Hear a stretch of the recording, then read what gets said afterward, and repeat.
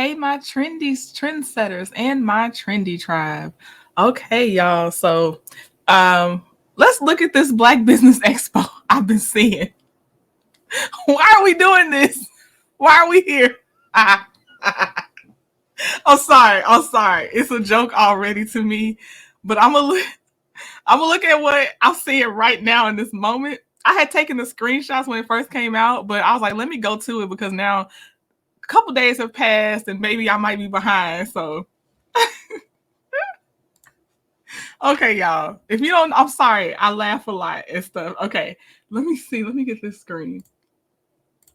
Okay, so I am on Marsau and LaTisha's website, Marsau and LaTisha Scott Foundation. So I've already went to the part where it says the Black Business Expo in Atlanta.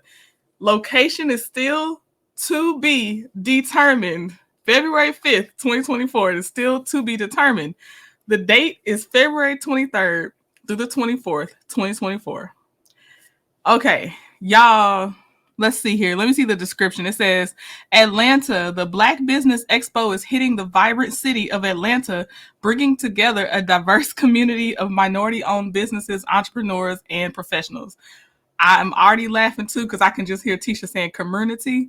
It says this event promises a unique opportunity for networking, knowledge sharing, and economic growth in the heart of the South, fostering collaboration and innovation within the thriving Atlanta business scene.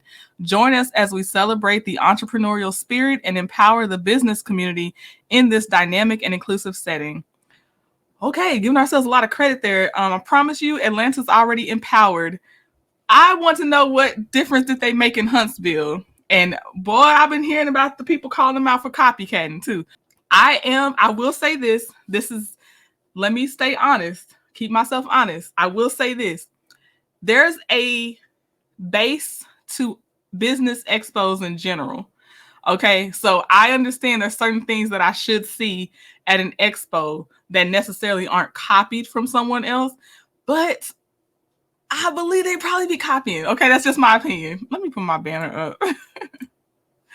Okay, if you see it skip around, it's because I'm probably cutting out a lot of my ums and stuff like that. So if you see later the video's kind of skipping, it's because I cut out some of my fillers and my silence on accident and stuff like that. Okay, so let's hit register now. So we have no address.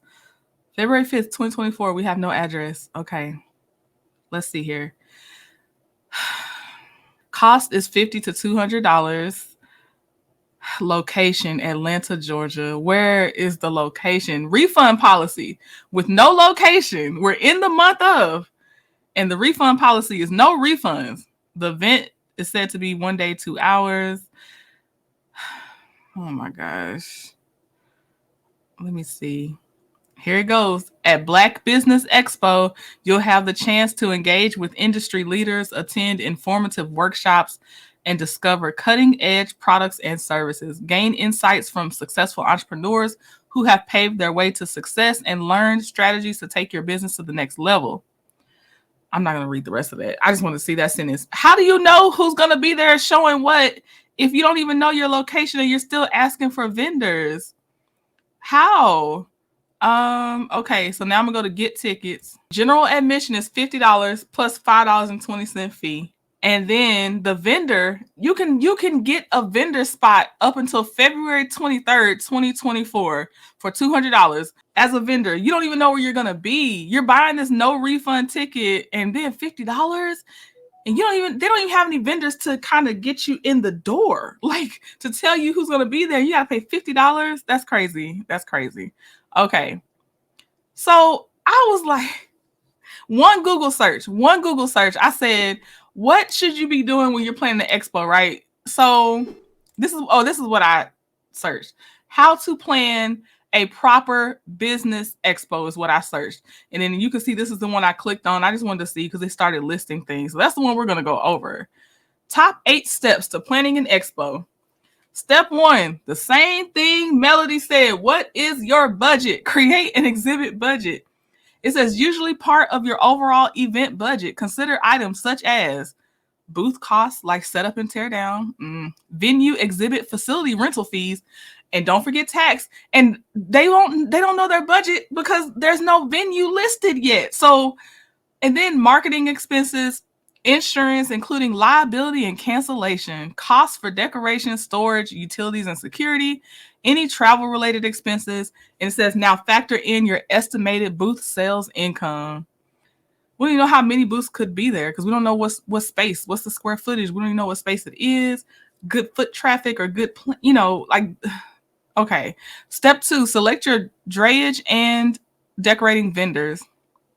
I apologize if I pronounced that word wrong because I don't see that word a lot. It says in parentheses, shipping companies provide you and your exhibitors with professional shipping and handling to and from your exhibitors' booths. Therefore, make sure to choose a reputable company in your area. Ask for references that can offer tracking and guarantee shipments on time and damage-free. Decorating companies handle everything from pipe and drape to carpet and furniture. Online exhibitor kits can make ordering super easy for your exhibitors and allows you to focus on other aspects of your event. Some decorating vendors also offer shipping services. Okay, so first of all, obviously we're gonna have to put a big red X on step 1, create an exhibit budget. No, they couldn't have done it because they didn't even have a venue secured. Because if you have a venue secured, that's how you attract your vendors too, like the location. They can kind of know what their setup space looks like. So yeah, step 1, create an exhibit budget, red X. Step 2, there's no way they can have step 2, red X. Step 3, design the exhibit space layout and usage. We're gonna have to put a red X on there. Let's look at floor plan. Your floor plan should have enough room so attendees can circulate, as well as maximize booth or table space. Include areas for registration, lounges, eating areas, charging stations, etc. Find out if your venue has any restrictions on lighting or signage or booth sizes. Some venues will not allow hanging signage or signage affixed to walls. Share your floor plan with your show decorator and other service vendors to get their input. Oh my gosh. Okay, step 4, create an exhibitor prospectus. Oh no, there's no way because their thing consisted of, we're Marsau and LaTisha. You're gonna want to do it because you see our names, and we'll TBD on this address. So the exhibitor sales kit is supposed to have. It gives prospective exhibitors all the information they'll need to decide if your expo is the right fit for them. Kits usually consist of an overview of the event or letter from the conference organizer, highlights of the conference components such as educational sessions, networking, expo, etc. Basic event information like dates, location, expected attendance, exhibit hall dates, hours, floor plan, attendee demographics and categories, benefits for exhibitors like why you should exhibit, exhibitor packages, components, pricing, and contracts. Consider having the contract and rules as a separate insert. Pepper your prospectus with photos and testimonials from past events. They don't like feedback, so that ain't gonna happen. It says make it available on your event website. Oh my gosh. Okay, so we're big red X for step 4, obviously. Step 5, solicit exhibitors. That they're doing with, she posted it in her stories. I don't know how else they're marketing, but their track record is not the greatest for doing stuff outside of kind of Instagram, and I don't know. So we'll question mark step 5. Let's see here. Step 6, promote your exhibitors. So you're still supposed to have time to promote the people that'll be there with their business. Oh gosh, this thing is in the same month. So we're gonna red X that, but you're supposed to promoting your exhibitors on your event website, on-site signage, on giveaways, and in the conference program shows you appreciate their business and attracts future exhibitors. Red X. Step 7, arrange for security.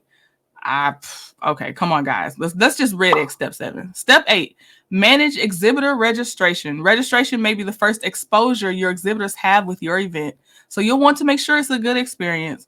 Encouraging your exhibitors to register their staff online in advance of the event can go a long way towards making registration as easy as possible. Consider using a registration system that can scan barcodes, which helps keep on-site lines to a minimum and can also serve as lead retrieval tools for your exhibitors. doing the homework for them, y'all. So I'm just gonna go back and look. Location, the city of Atlanta. I can't. No refunds. I can't. Will there be a contract? Is this the contract? This is ridiculous. All right, y'all. Obviously, my thoughts are they didn't listen when they got great advice from Melody. They didn't listen when they just got general common sense feedback. Tisha called it hate. She called constructive criticism hating. She doesn't listen, so maybe she'll copy off of the content creators that's like, you should be doing it this way because she likes to copy. Marsau, I think he'll take credit if it somehow goes well, and he'll leave Tisha out to dry if it goes poorly. Like, that's their MO. And I heard it's also the same weekend as is it the Bonner Brothers? It's a travesty. A fashion show with no fashions. All right, y'all. Let me know what you think. Talk to you later. Bye. Is it a group event? Because that kind of looks like it's just your event. I would love for it to be something we all work on together. I just wanted to kickstart it. So this could be the first one, and who knows, like we probably can take it to other states, and we may not be the speakers all the time. We may get more business owners to come in and speak, but because it came to me, and I know sometimes we would just talk about things, but we don't get the ball rolling. We need to execute. So that was my plan. Bring it to the group and let's execute it. Yeah. First of all, I think it's amazing. I think it's great. I like the name. I think y'all should stick with that. Okay. What's y'all's budgets for your speakers and your panels? What do you mean by the budget for the speakers and panels? Like for the fee, you know, the fee. Oh, paying you guys to speak. Mm-hmm. Well, I wanted it to be in North Huntsville. Mm-hmm. I honestly wanted it to be a free event. I wasn't gonna charge people to even come to it. So I wasn't gonna pay us anything to speak. I mean, unless you guys feel like y'all wanna be paid a fee, then we can talk about that. Then that means I would have to charge people to come. Don't ask me what my fee is. It's none of your business. But I'll make sure I send a private email with me or my management team. I'm glad Reese mentioned the fact that, Tiffany mentioned the fact that you want positive and negative, because at first I'm like, just give me all the negative. But then I do want to know, okay, what did we do right that we can improve on? It's funny that no one could say that. Give me like, they did give positive feedback. Like, what was it? They said it was good. Okay, how can I use that? Oh, it was good. Check. Oh, what's your feedback? It was bad. Okay. But I still, I don't know what Mel was talking about when she said surface. I still want to find out what she was talking about on that. But at the end of the day, I think the feedback was good. I mean, I enjoyed it. And even to your point, Stormy did say one thing that was kind of decent. She said, no, we're not going to make a motivational speech out of it, because we don't need to, that's not the crowd we're going after right now. We're not trying to inspire people to be entrepreneurs. We're talking to entrepreneurs about how to grow and sustain their business, give them accurate and measurable feedback that they can take action on and make a difference in their business and hopefully in their community. But we are not, trying to get them to want to start a business. Right. This is for the people that already want to. But so that, and combined with what Stormy said, what Mel said, and kind of what Tiffany said, is that I like the whole bringing them in, talking to them about business, having breakout sections to get more in depth with your business, or your original ideas, which just means we need more time. And then at the end, having that activation that, hey, now you got this, information.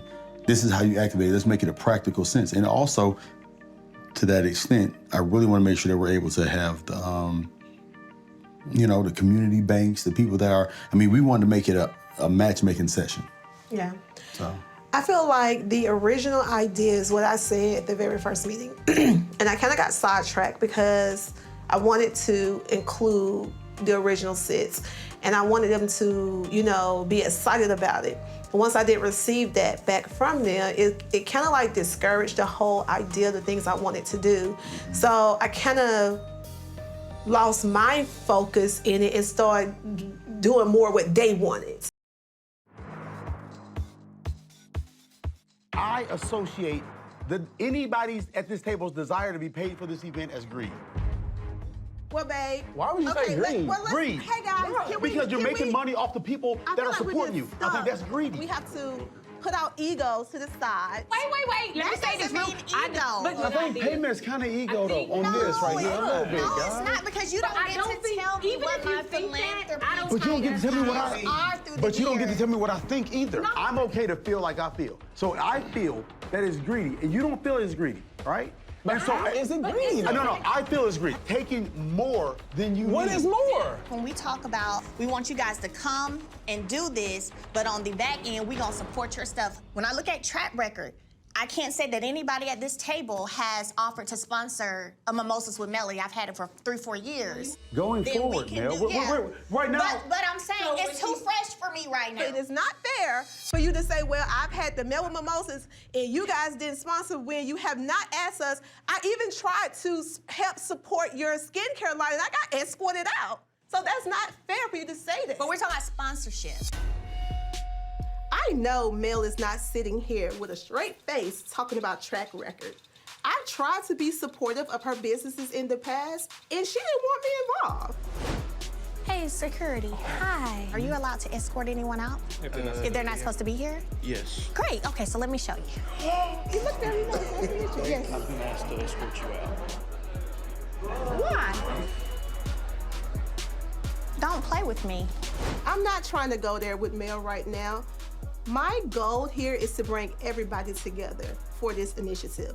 I don't care how ridiculous they're being. My purpose here is for us to just work together. We wasn't thinking like, oh, if we get this sponsorship package, then that's less money we got to spend now. No, we was thinking about with this money that's coming in, when we have small businesses that's presenting their company to us, we have money over here that we can give to them or put into their business to help them become successful. We're not paying ourselves from it. Because we have writers as well. And we're not charging for the event as well. And more important, and we're paying for the event. We can give more to the community. That's I'm gonna it. honestly say I find that hard to believe. Well, I'm telling you what I thought, because I know what's in my mind. And what I'm I just think. saying, as entrepreneurs and owners, it's hard to imagine that you would be able to know I could get money in and it's not gonna help compensate for some of the money spent. I get the whole wanna do the expo pro bono for the community. I don't know if I'm really feeling that they actually wanna lose money in doing it though. Because at the end of the day, this is the Blaque Expo. And that's black with a QU, not a CK. And that means it's all about business. And in business, you're not trying to lose money. I ain't asking for money. Money ain't what I'm asking for. I'm asking for, to call it what it is, and it's a comeback initiative. You slap the under new management name on it and make it sound pretty, but it is what it is at the end of the day. I agree with Kimmy, is that this is actually our idea. This is our idea. Confused a little bit. No, I'm not. Y'all just recycling our idea. I don't care who I This is our idea. Taking all of your time, taking all of your time.